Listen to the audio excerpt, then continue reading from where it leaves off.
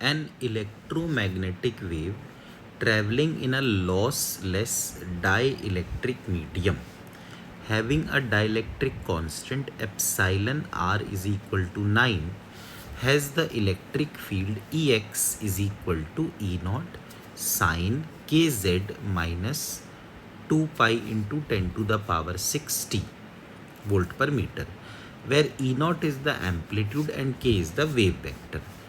Among the following options the incorrect choice is। देखिए ये ऐसा क्वेश्चन है जिसमें गलती से दो आंसर इनकरेक्ट हैं, तो हम पहले इसको सॉल्व करते हैं, फिर हमें समझ में आ जाएगा कि कौन से आंसर दो ऐसे हैं जो इनकरेक्ट हैं। तो अब जैसे एप्साइलन आर 9 दिया है, तो और दूसरी चीज़ ये दी है कि ये एक डाइलेक्ट्रिक मीडियम है, तो जो भी डाइलेक्ट्रिक मीडियम होता है यानी नॉन कंडक्टर है, उसकी जो रिलेटिव परमिएबिलिटी है वो हम 1 मान लेते हैं और रिलेटिव परमिटिविटी हम 9 मान लेते हैं। तो इसका जो रिफ्रैक्टिव इंडेक्स आया,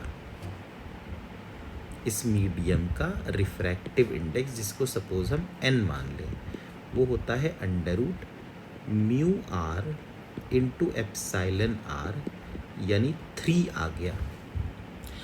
अब यहाँ पे इलेक्ट्रिक फील्ड x एक्सिस में है, यानी इलेक्ट्रिक फील्ड इस तरफ है E, और इसमें आप देखिए लिखा है साइन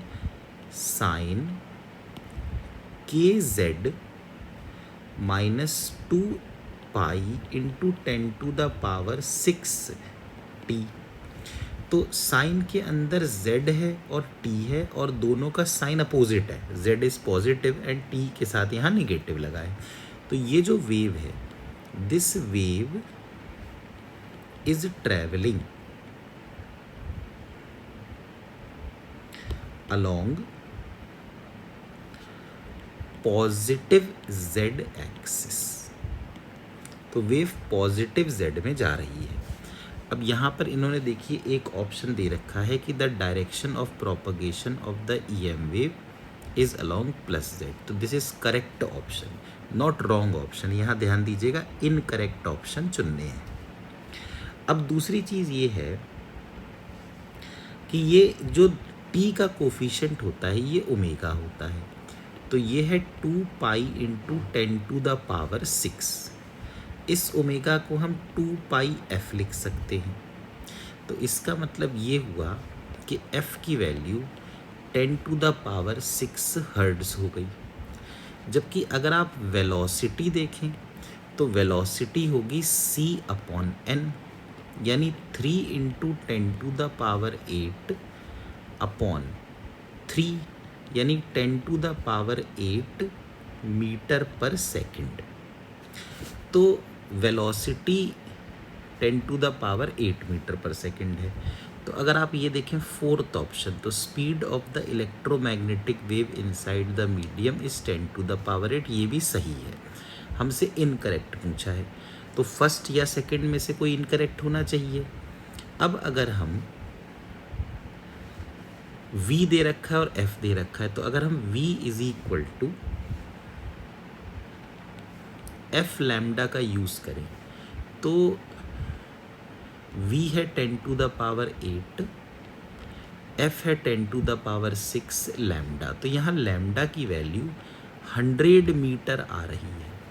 अब देखिए इन्होंने दे रखा है कि वेवलेंथ जो है इलेक्ट्रोमैग्नेटिक वेव की वो 300 मीटर है, तो दिस इज रॉन्ग। तो इस हिसाब से तो ऑप्शन 1 होना चाहिए।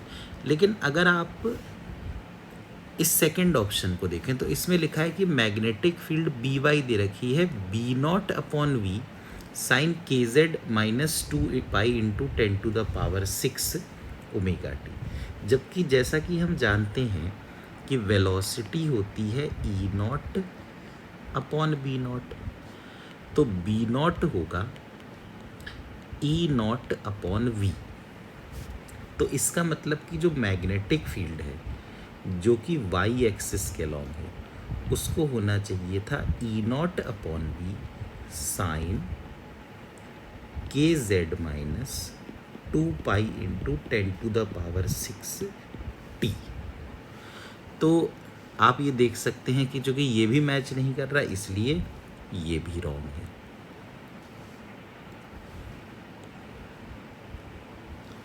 तो अब इसमें दो ही केस बनते हैं कि या तो एनटीए इसको बोनस कर देगा, और या फिर दोनों ही ऑप्शंस में से जो भी जिसने टिक किया होगा उन सबको ही नंबर मिल जाएंगे।